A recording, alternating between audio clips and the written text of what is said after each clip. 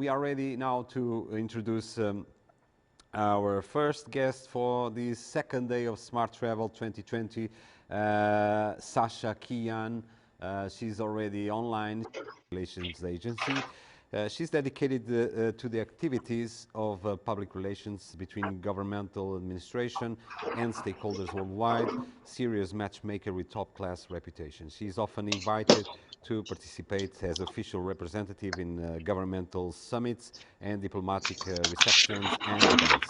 She is director of the Sino Australia Chamber of Commerce based in Sydney, where Sasha also has a residence. So besides this role of outstanding globalizer with a focus on high standard quality connections, Sasha loves to travel and discover new places around the world, bringing with her all the valuable references from Chinese stakeholders, cities, and governmental agencies. Welcome, Sasha. It's not possible to travel right now as often as we would like. But anyway, we have the technology that makes it possible to have you with us in this Smart Travel event. Welcome and thank you for your participation. Thank you, Victor. Thank you, everyone. Ladies and gentlemen, this is Sasha Qian. It's my honor to talk to you here. As you know, 2020 is a special year for most of us, and it's a special tough year for most of us because the coronavirus. Many countries are in really serious situation. For example, America already losing control. So it's unlikely to see a lot of people dying because this coronavirus.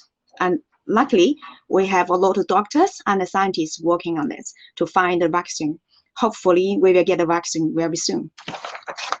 Now, there is a very serious situation in front of us, which is how to cooperating between countries to countries.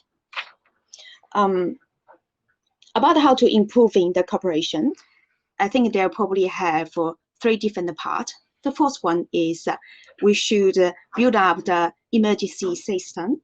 For example, like the people training, like a doctor and a scientist in this country, we need to have a system training for this. And secondly is emergency funding. I think the funding is really important because a lot of things we need that fund to support.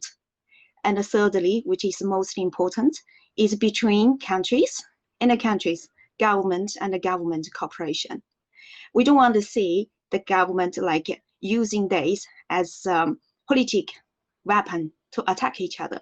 What we want to see is the cooperation between each other. For example, now, earlier this year, when China actually supporting a lot of a country for the medical team and mask, and many other countries would use this, said, okay, Chinese government may have some something like a secret or using this as a political weapon to please other countries. That's what we don't want to see. What we want to see is like people be nice to each other, be kind to each other, and support each other. And there's also another situation we have to face is after the coronavirus, how do we build up relationships between China and a Western country? As you know, there's a lot of argument between, and is unlikely to see. For my opinion, I think the most important is the government cooperation. For example, like start the international projects together, and also have better policies between different countries, like taxing free or lot cooperation. I think now in the international is actually have a few economic groups cooperating together from the political side, which is really likely to see. And secondly is the economic part, which is building funds together, using this fund to support these how to say political projects or the economic project.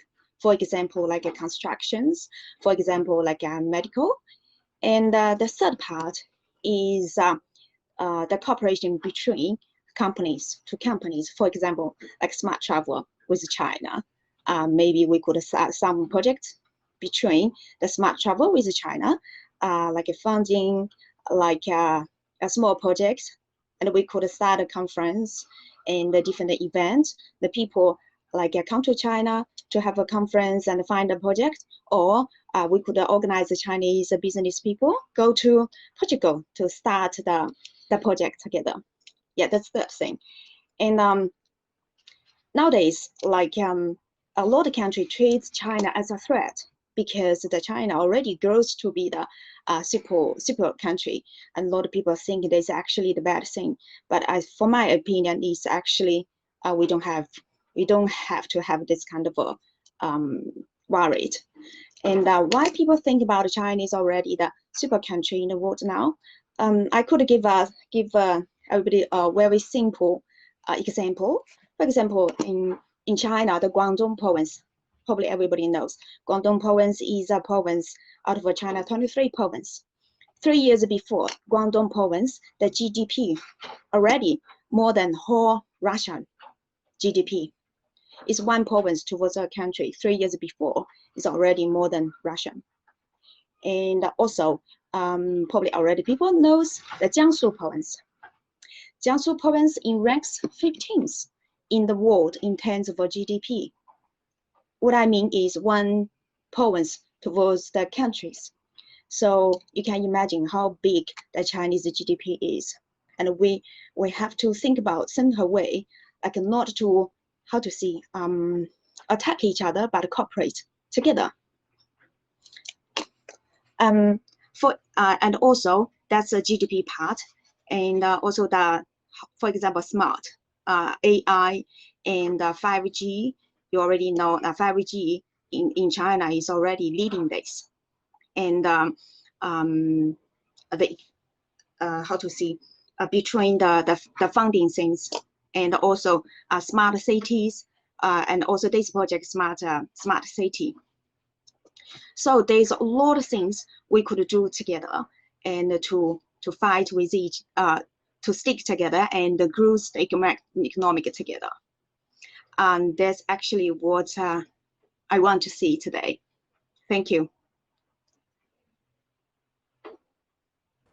Sasha, thank you for your message. It's very interesting, and I just have one last question because I know you have other meeting in the next minutes. So basically, with all this that you talked and addressed to our audience, what do you think will be 2021 for the relations with China and the rest of the world, especially with Europe and America right now? I think that actually it's a good question.